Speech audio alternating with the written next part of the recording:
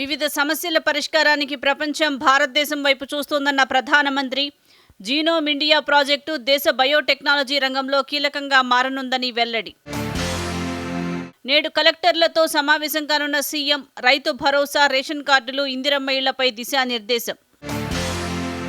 నేటితో ముగినున్న ఒడిశాలోని ప్రవాసీ భారతీయ దివస్ ముగింపు కార్యక్రమానికి హాజరు కానున్న రాష్ట్రపతి ద్రౌపది ముర్ము. భూభారతి బిల్లుకు ఆమోదముద్ర వేసిన గవర్నర్ జిష్ణుదేవ్ వర్మ.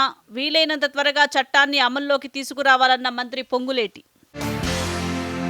పంచాయతీరాజ్ గ్రామీణాభివృద్ధి శాఖ అధికారులతో సీఎం రేవంత్ రెడ్డి సమీక్షా సమావేశం. ఉపాధి హామీ బకాయిలను చెల్లించాలని ఆదేశం.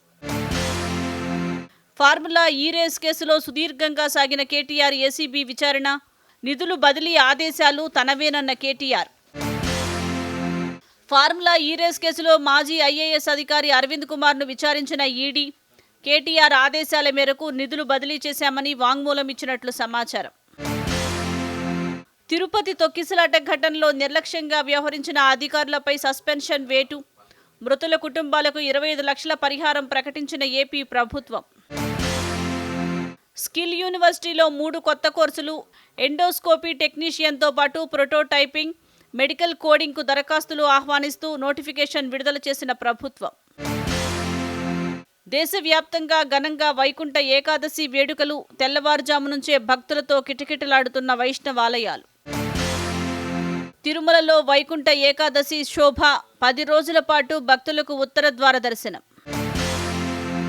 ఆరోగ్యశ్రీ ఫీజు రీయింబర్స్మెంట్ బకాయిలపై సీఎంకు బండి సంజయ్ లేఖ. విద్యా, వైద్యాన్ని ప్రభుత్వం నిర్లక్ష్యం చేస్తోందని ఆరోపణ.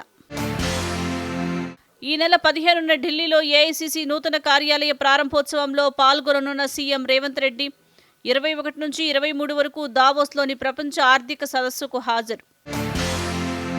వరంగల్ విమానాశ్రయ అభివృద్ధికి సీఎం రేవంత్ రెడ్డి ఆదేశాలు. వరంగల్ ప్రగతికి దోహదపడేలా విమానాశ్రయానికి రూపకల్పన చేయాలని సూచన.